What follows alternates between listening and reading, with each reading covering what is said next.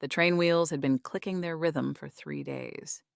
3 days of watching the landscape change from green eastern hills to brown western plains. 3 days of rehearsing what I'd say when I met him. 3 days of pretending this time would be different. I told myself it would be different. I'd been lying to myself for 3 weeks. The shame was familiar. That was the worst part. I knew exactly how this felt because I'd felt it before. The first time I'd come west as a mail-order bride, the man had taken one look at me and found me wanting. No explanation, just a quiet, "this won't work," and a ticket back east. I'd spent the return journey trying to figure out what was wrong with me. My face, my figure. Something in my eyes that revealed I'd already been rejected. Once, the poisonous. Wondering had never stopped, but I'd tried again anyway. What choice did I have? An unmarried woman in Boston with no family and no prospects. The advertisements in the newspaper had seemed like Providence. A rancher in Wyoming seeking a wife. His letter had been kind. His photograph had shown a decent-looking man. I'd packed my trunk, my mother's quilt, 3 dresses, a book of poetry. Everything I owned, and bought another ticket west. Now the train was slowing. I smoothed my dress, checked my reflection in the window, tried to see what men saw when they looked at me. Found only my own anxious eyes staring back. The depot smelled of coal smoke and dust and horses. I stepped onto the platform with my trunk. Searching faces. I recognized him immediately from the photograph. Tall, dark-haired, maybe 40. My heart lifted briefly. Then I watched his face fall. He approached, but his eyes wouldn't meet mine. The conversation was brief and brutal. "Miss Preston." "Yes, Mr. Thornton. This isn't going to work." That was all. No explanation, no apology. He tipped his hat and walked away. I watched him mount his horse and ride off without looking back. I stood alone with my trunk as other passengers flowed around me like water around a stone. The station master cleared his throat awkwardly. A woman glanced at me with pity. My hands shook as I tried to figure out what to do next. I didn't have money for return passage. I was stranded. The shame burned through my chest, familiar as an old wound. I stood there until the platform emptied, until the sun shifted and my shadow changed shape, until I understood that nobody was coming back for me. I'd have to save myself. Again, I was calculating my options when he approached. I had $3 left. Enough for maybe a week at a boarding house if I could find work. The math didn't work out well. I noticed him before he spoke. Tall, weathered, late 30s maybe. He wore clean but worn clothes. His hands were calloused when he removed his hat. Kind eyes. I told myself not to notice. Kind eyes had lied to me before. He walked to the station master.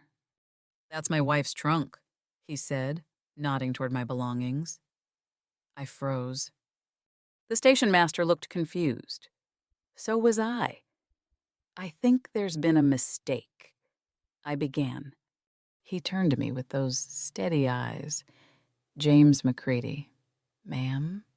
"I've been waiting here for my bride, but she never arrived on the train. Seems we both got stood up."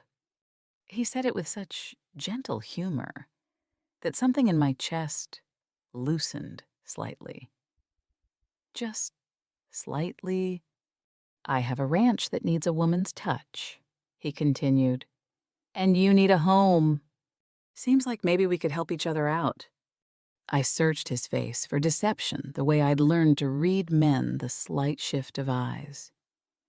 The tightness around the mouth that meant lies were coming. I found none, which meant either he was telling the truth or he was better at lying than most. "Why would you do this?" I asked. He considered the question seriously. "Because being stood up is lonely, and because I don't think convenience is a bad reason to start." My parents had an arranged marriage. Never regretted it.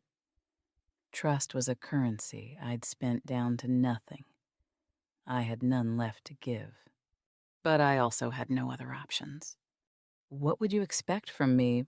Cooking, mending, help with lighter ranch work? You'd have your own room until you're comfortable otherwise.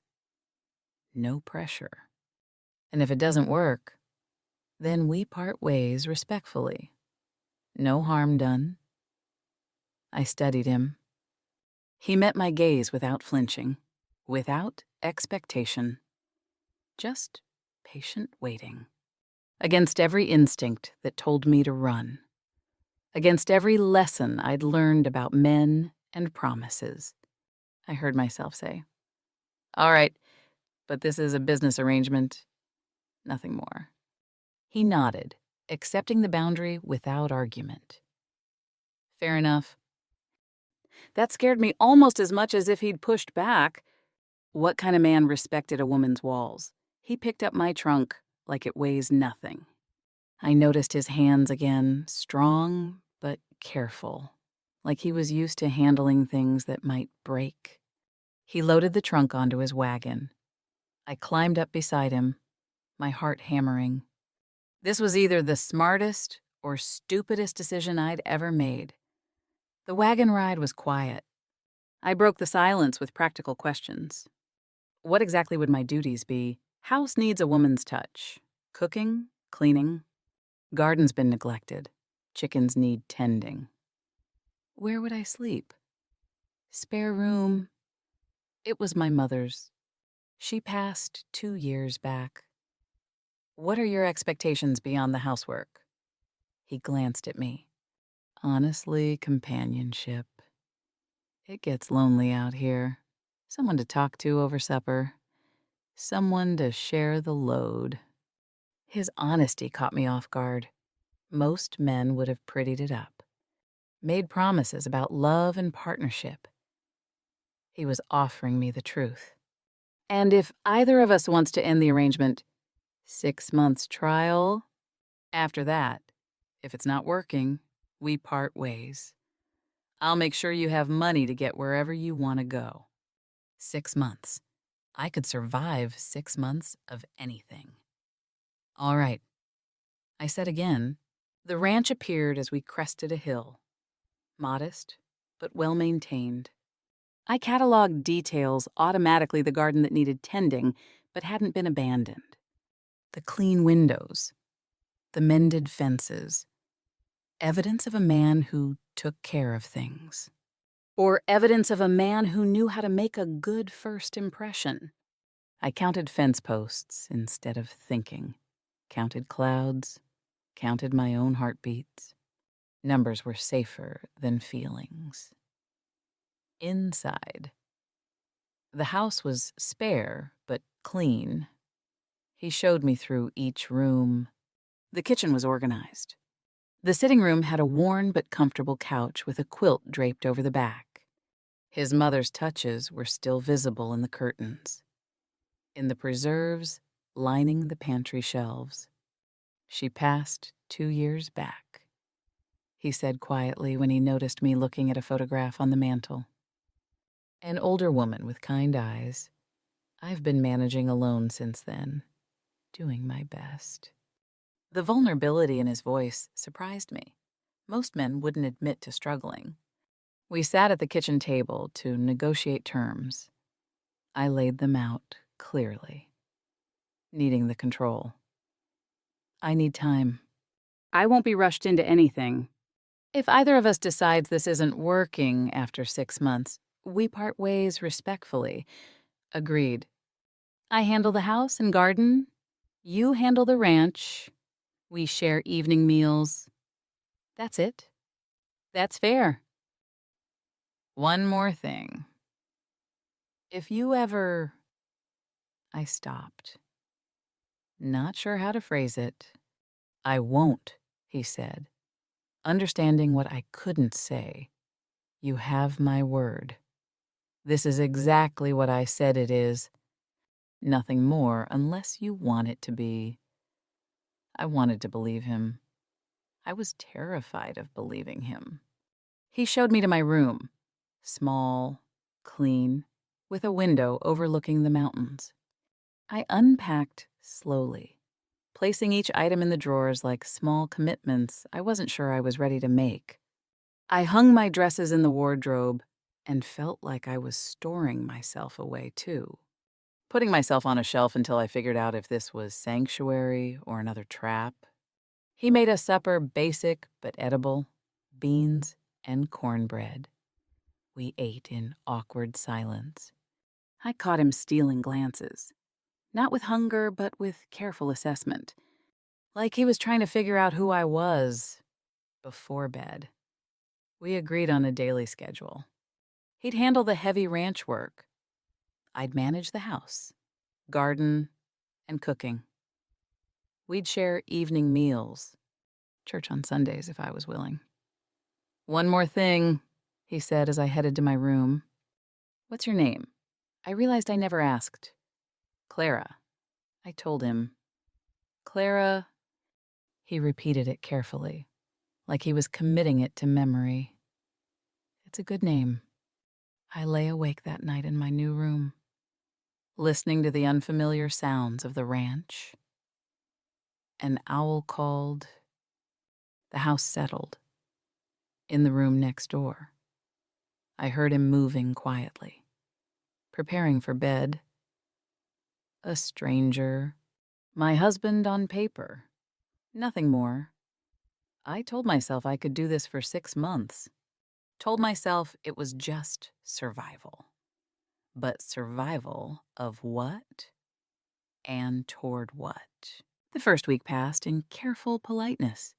We orbited each other like strangers sharing space, which is exactly what we were. I threw myself into work scrubbing floors until they gleamed, organizing the kitchen, cataloging the pantry. The house had been maintained, but not truly cared for. I could see where his mother's touch had been, and where it had faded. I started reviving the garden. The soil was good, just neglected. I found tools in the shed, seeds stored carefully in jars. Someone his mother probably had been a serious gardener. I could work with this. James worked from dawn until dark. I watched him from the kitchen window sometimes, when I thought he wouldn't notice. The way he was gentle with the horses. How he'd stop to fix a neighbor's fence without being asked. Small kindnesses that cost him nothing but time. He brought me wildflowers one morning. Just set them on the table without explanation, then headed back out to work. Prairie roses. Their petals soft as silk. I put them in a jar of water and pretended they didn't matter. They mattered. He fixed the kitchen pump without me asking, so I didn't have to struggle with it anymore. Brought in extra firewood before I ran out. When I was clearly exhausted from scrubbing the sitting room, he suggested I rest while he made supper. These weren't grand romantic gestures. They were quiet recognitions of my humanity. I found myself noticing things about him. The Bible on his bedside table, worn from use. How he said grace before meals, brief and sincere. The way he'd smile slightly when the horses nickered at his approach. He was genuinely kind. Not performing kindness to win favor. That scared me more than cruelty would have. We worked in parallel most days, me in the garden. Him mending fence within sight. Not speaking, but aware of each other. I timed my breaks to when he took his coincidence. I told myself. Sunday came. Our first appearance at church as husband and wife. I felt the stares the moment we entered. Heard the whispered speculation. They knew who I was, the mail-order bride who'd been rejected at the depot. Some women looked at me with pity, others with judgment. When we took our seats, a woman behind us made a cutting remark just loud enough to hear, "Desperate men will take anything these days." James shifted closer to me. Not much. Just enough that our shoulders touched. Then he turned slightly, meeting the woman's eyes. "My wife," he said with such natural pride that the woman's face flushed, and she looked away. I was startled by how protected this made me feel, and how dangerous protection felt. Because protection meant depending on someone, and depending on someone meant they could hurt you. That evening, we sat on the porch after supper. The sun was setting, painting the mountains gold and purple. He asked about my life before. I gave him sanitized answers.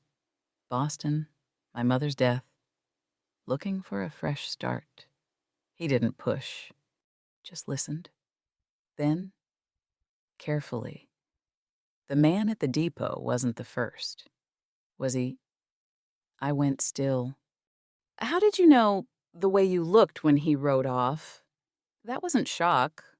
That was confirmation of something you already believed about yourself. I didn't answer.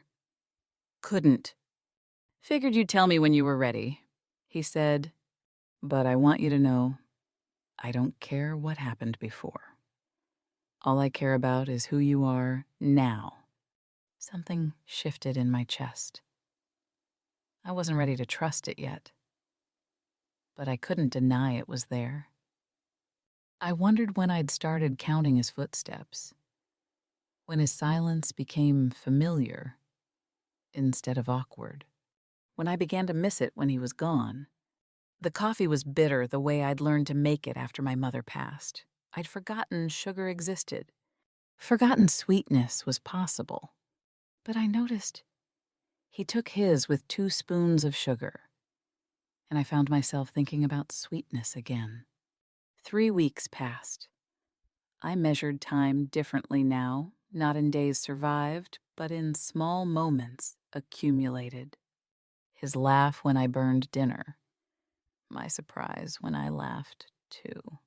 That night, washing dishes while he dried. Our hands brushed, reaching for the same plate. We both pulled back, like we'd been burned. "Sorry," he said. "Sorry." I echoed. But I wasn't. Not really. And that terrified me more than anything had in weeks, because I was starting to care. And caring meant I could be hurt again. The letter arrived on a Tuesday, my sister's handwriting neat. Cheerful loops. The same handwriting that used to write me letters about parties and suitors and all the normal things. Normal women experienced. Things that happened to women who weren't broken. She was getting married. To a banker she'd met at church. A proper courtship. A proper engagement. Everything proper and normal and right. I read the letter twice. Tried to feel happy for her. Felt only jealousy sharp as a blade. Why was it so easy for her? What was wrong with me? I took the letter to the garden where James wouldn't see me. Sat down in the dirt between the tomato plants and let myself cry. Deep, ugly crying I'd been holding back for months. All the grief and shame and fear pouring out. I didn't hear him approach. Didn't know he was there until he sat down beside me in the dirt. "Clara." I tried to hide my face, wipe my tears, but he'd already seen, and instead of leaving me alone or offering empty comfort, he just sat with me. "I'm the broken one." I sobbed. "There's something wrong with me that makes me unlovable." My sister, I held up the letter. She found love the normal way. And I'm here because I was so desperate I had to resort to this. He didn't speak right away. Just let me cry. When I finally quieted, he said, "You want to hear about desperate—" I looked at him. I sent for a mail-order bride because no woman in 3 counties would have me. My ranch is too small. My prospects too modest. The woman I thought I'd marry chose a man with more land and better looks. So I put an advertisement in a newspaper and hoped someone, anyone, would be desperate enough to come. There was moisture in his eyes. I'd never seen a man cry before. Not really. My father didn't. The men I'd known didn't. But there was moisture in James's eyes when he talked about his own rejection, and it made him more human, more real, more dangerous to my heart. She took one look at my ranch and decided she'd been promised something grander. He continued. I felt like a failure, like I wasn't enough. But here's what I learned. Maybe we weren't wrong. Maybe the timing was, what do you mean, you're here now with me? And I wake up grateful every single day that you are— His voice was rough with emotion. You're not broken. Clara, you're here with me, and maybe that's exactly where you were supposed to end up. He took my hand, first real touch beyond necessity. His palm was rough, warm, steady. You don't have to believe me yet, he said, but I'll keep showing up until you do. The intimacy terrified me. That night, I retreated into coldness, rebuilding walls. He noticed I saw it in his eyes at supper, the way they dimmed with confusion and hurt. But he didn't push, just continued his steady kindness, like I hadn't shown him my broken pieces, like he couldn't use them against me. And somehow, that made it worse. I sat in the garden as the sun set, still tasting the salt of tears on my lips. His words echoed. You're not broken. I didn't believe him. Not yet. But I wanted to. God help me. I wanted to. Because I couldn't unsee his vulnerability. Couldn't unhear his words. My defenses were crumbling, and that terrified me more than rejection ever did. At least rejection I knew how to survive. This, whatever this was becoming, I had no map for. The storm came without warning. Morning started normal, clear skies, gentle breeze. James ate breakfast quickly. Said he needed to check the far pasture. Cattle were grazing there, and he wanted to make sure the fences were secure before any weather rolled in. I'll be back by noon, he said.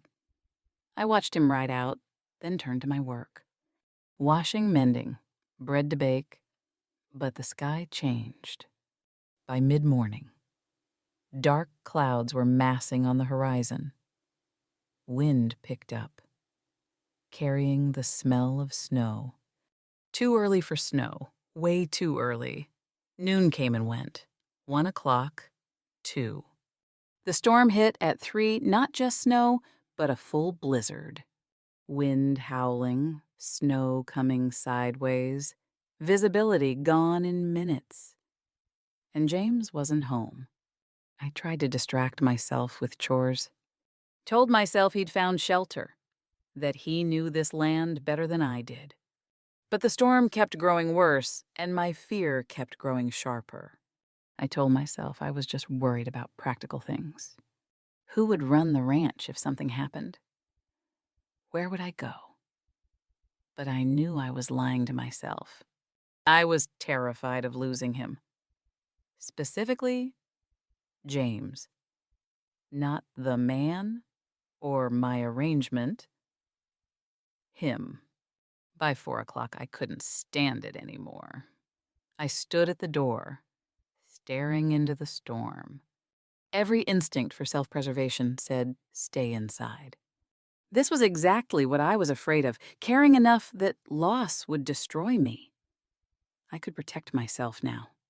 Not go after him, not risk my heart further. But what kind of life was that? What kind of woman had I become that I'd let fear make all my decisions? Thought of my mother, who ran into a burning barn to save a horse. Some things, she'd said afterward, are worth the risk. I'd never understood until now. I bundled up coat, scarf, gloves, everything I could find. Left a note in case he came back another way. Then I headed into the storm. The wind tried to turn me back. The cold bit through my layers. Every step was a choice to keep going. And with every step, I understood I was choosing more than his safety. I was choosing to be the kind of person who loved despite the risk, even if it destroyed me. I found him maybe 2 miles out. His horse limping, James half frozen and disoriented from cold. Clara. He blinked at me like I was a mirage. What are you doing out here, coming to get you, you stubborn fool? It's not safe. Neither is staying home wondering if you're dead. I got under his arm, took some of his weight. Come on, we're going home. The journey back was slow, brutal. We had to stop twice so he could rest. I talked to keep him conscious, told him stories about my childhood, about my mother, about dreams I'd had before fear took over, things I'd been too afraid to share. He listened, squeezed my hand. You came for me, he said, wonder in his voice. Of course I did. We both heard what I was really saying. We made it home as darkness fell. I stripped his wet clothes, wrapped him in blankets, made hot coffee, sat beside him through the night, watching to make sure he was truly all right. Sometime near dawn, he woke and caught my hand. You came for me. I did. Why? I could have lied. Could have said something about duty or practicality. But I was done lying. Because you matter. I said simply, to me, you matter. His eyes held mine. Clara, don't, I said. Don't say anything yet. Just let me sit with this. Let me figure out what it means. He nodded. But we both knew everything had changed in the days after the storm. The intimacy between us deepened naturally. Hands brushing more often, conversations flowing easier, laughter becoming common, morning coffee together instead of in shifts, small touches his hand on my back as he passed, my fingers grazing his shoulder in passing. And it terrified me. I'd let him in, given him power to destroy me, and I didn't know how to live with that. Then the man from the depot came to the ranch. I was in the garden when I heard the horse, looked up to see him dismounting. My first rejection. The one who'd ridden away without looking back. Miss Preston, he said, removing his hat. Mrs. McCready, I heard you were here. My throat closed. James came out of the barn, his face hardening when he saw who it was. I wanted to apologize. The man continued. I was having a bad day. Business troubles. I shouldn't have been so cruel. You didn't deserve that. I couldn't speak. James moved to stand beside me, close enough that I felt his warmth.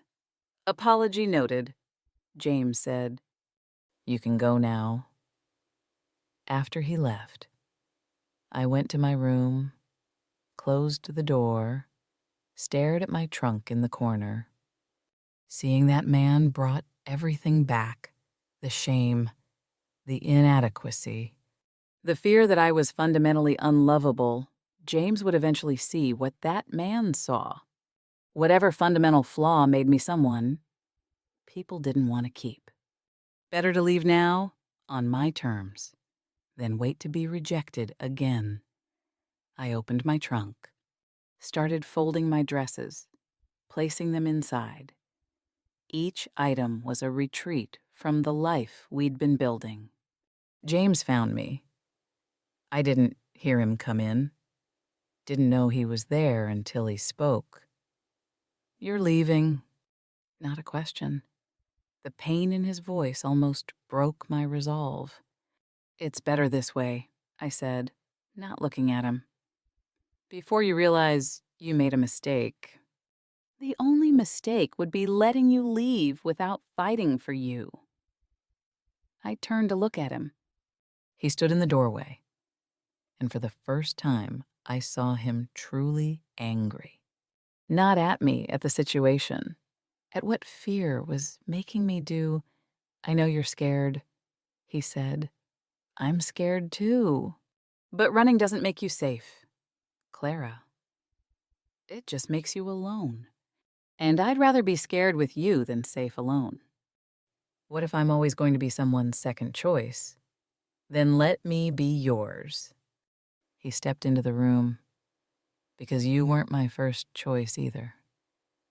You're my right choice. That bride who didn't show up, best thing that never happened. Because it led me to you." My hands were shaking. How do you know you won't change your mind?" "I don't," he said honestly. "I can't promise I won't hurt you. Can't promise we won't have hard times. But I can promise I'll show up. Every day. I can promise I'll choose you every single morning. And I can promise that if you leave now, I'll regret it for the rest of my life." Love was a luxury I couldn't afford, or so I'd convinced myself. But what if the real luxury was safety?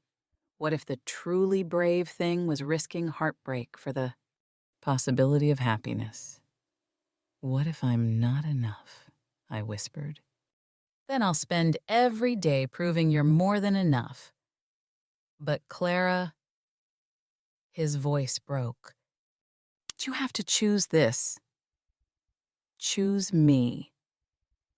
Choose us. I can't make you stay." He left me alone then. The trunk sat open like a mouth, waiting to swallow me and my cowardice whole. I thought about the woman I was when I arrived afraid, armored, convinced she was unlovable. And I thought about the woman I'd become still afraid, but beginning to believe that, maybe, just maybe, she was worthy of love anyway. I thought about my mother, the last conversation before she died.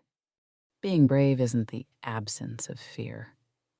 Sweetheart, it's doing the right thing, even when you're terrified. I picked up my mother's quilt, held it to my face. It still smelled faintly of home, of the woman who taught me to be strong. But had she meant strong like walls or strong like roots planted deep, weathering storms? But staying, the moon came through my window, illuminating the trunk, light and shadow, choice visible in both directions. I stood at the crossroads for hours. The trunk waited. The house settled into silence. Somewhere down the hall, James was awake. I could feel it. Both of us suspended in this moment of decision. I thought about my trunk, that symbol of my transience, my inability to stay. And I thought about his hands, rough and careful, picking it up at the depot. That's my wife's trunk. The first time anyone had claimed me, I closed the trunk. Not because I was convinced I wouldn't be hurt, but because I was finally more afraid of missing this of missing him than I was of potential pain, because some things, as my mother said, are worth the risk. I didn't sleep. Watched the sun rise through my window. Made my decision with full awareness of what it meant choosing to be vulnerable. Choosing him. Choosing love over safety.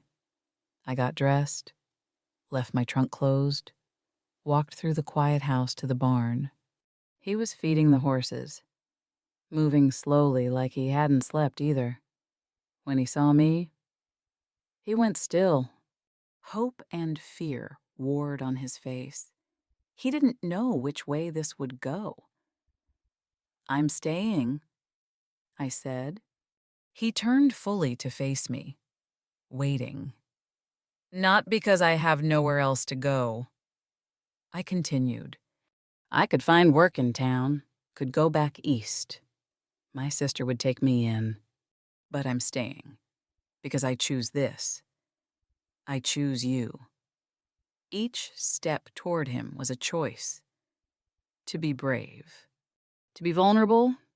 To believe that I was worthy of love and that loving someone was worth the risk of losing them. "I'm still scared," I admitted. "Scared you'll change your mind.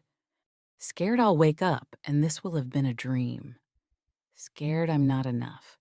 But I'm done letting fear make my decisions." He crossed the space between us and cupped my face in his hands. His touch was so tender, it made my eyes burn. "I love you," I said. The words came easier than I expected. Maybe because they were true. Maybe because I'd spent all night practicing. Or maybe because some truths don't need practice, they just need courage to speak. Not the desperate love of someone who needs saving. I love you because of who you are. Your kindness, your patience, the way you see me. "I love you too," he said, voice rough. "Have for weeks now. Maybe since the depot. Maybe since you came after me in the storm. Maybe since I saw you standing there alone and knew I couldn't let you stay that way." He asked, didn't assume, "May I kiss you?" I nodded. Our first real kiss was tender. Certain, not desperate or rushed. Just right. "Marry me," he said against my lips. "Really marry me. Not an arrangement, not convenience. Marry me because we choose each other." "Yes," I said. "Yes." We decided to have a real wedding. Small, simple, just us and the preacher and a few friends from church. But real. Not a business arrangement, not a transaction, a choice. The ceremony was on a Saturday. I wore a new dress, simple but beautiful. Bought specifically for this. Not something worn from my trunk, but something new for this new beginning. When the preacher asked if I took James McCready as my husband, I said I do with absolute certainty. This wasn't obligation, it was choice. My choice. After, we stood on the church steps while people congratulated us. The same women who'd whispered now smiled. The same community that had judged now celebrated. But I didn't care about them. I cared about the man holding my hand. About the life we were choosing to build together. That evening, we walked home slowly, savoring the moment. The mountains were gold in the sunset. The air smelled of sage and possibility. I'd been kissed before, been held before, but never like this. Never like I was precious. Never like I was chosen. Never like I was home. We stood together on our porch, watching the day fade. He took my hand, the one with the ring now. symbol of promises made and kept. Thank you, I said, for seeing me when I couldn't see myself, for choosing me when I'd been rejected, for staying when I almost ran. He smiled, kissed my temple. Thank you for staying long enough to let me love you, for choosing me back, for being brave. I thought about my trunk, still in our bedroom, but no longer packed, unpacked, rooted, like me, like us. I understood that belonging wasn't about being someone's first choice. It was about being their forever choice, and them being yours. We're both brave, I said. We are. We'd both been brave. We'd both chosen. And that, I was learning, was how real love worked. 5 years later, I stood at the same depot where my life had changed. A young woman sat alone with her trunk, her face carrying that same lost expression I'd once worn.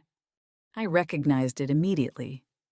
Rejection, shame, fear that something was fundamentally wrong with her. I'd heard about her in town. Mail-order bride rejected at the depot. Story repeating itself. History I knew too well. I approached slowly, not wanting to startle her. Rough day, I asked. She looked up.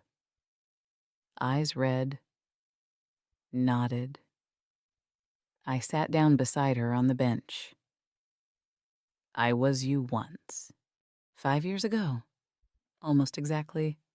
Stood right here with my trunk after being rejected. Her eyes widened. Me, second time too. If you can believe it, first rejection happened back east. Came here desperate. Got rejected again. Thought I was going to die from shame. What did you do? A different man claimed me. Said I was his wife. Turned out his mail-order bride hadn't shown up either. We were both rejected. Both lonely. Both willing to try something different. And I smiled. Best thing that never happened. That first rejection. Because it led me to the right person. Sometimes the wrong door closing is exactly what you need to find the right one. I told her about resources in town. About the boarding house run by a kind widow. About work available at the general store. Gave her enough money to get started. She tried to refuse, but I insisted. Pay it forward someday. I said, when you're on the other side of this, walking home, I thought about the woman I'd been. Convinced her worth was determined by who wanted her. Terrified of vulnerability. Building walls so high she nearly missed her own happiness. I'm not that woman anymore. This woman knows better. Knows that worth is inherent, unchangeable, and that the right person will see it clearly.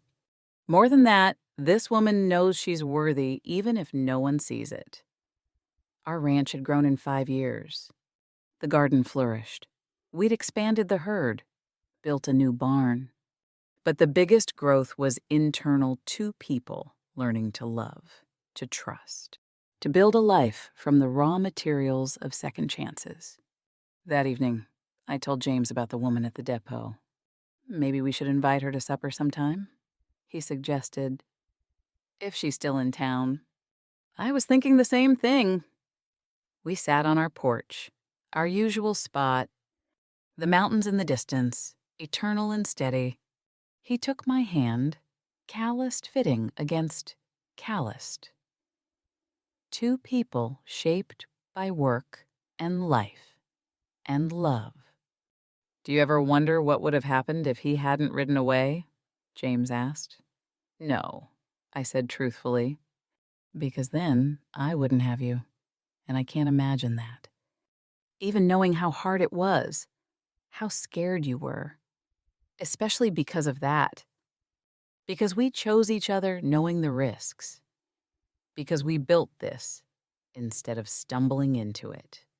He kissed my forehead. Best thing that never happened. That first groom of yours. Best thing that did happen, I corrected, was you. My trunk sits in the attic now, filled with baby clothes and memories instead of flight plans. 2 coffee cups sit on the kitchen table every morning, no longer remarkable. The garden blooms with things I planted that took root and flourished. Like me. I'd spent so long protecting my heart. I'd forgotten hearts were meant to be used, meant to risk and love and sometimes break, but also meant to heal. Stronger in the broken places. Sometimes I think about the bride who never arrived for James. I don't resent her. I'm grateful. Because her absence was my presence. Her no was my yes. Her wrong timing was our right timing. We sit on our porch most evenings now, watching the sun set over the mountains. Sometimes we talk. Sometimes we're silent. Both are comfortable. Both are home. Glad you stayed, he says. Like he does sometimes. Like he needs the reassurance, even now. Me too, I reply.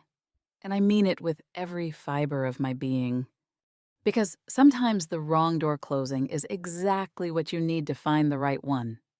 And sometimes being someone's second chance means you're both finally getting it right. This is my story.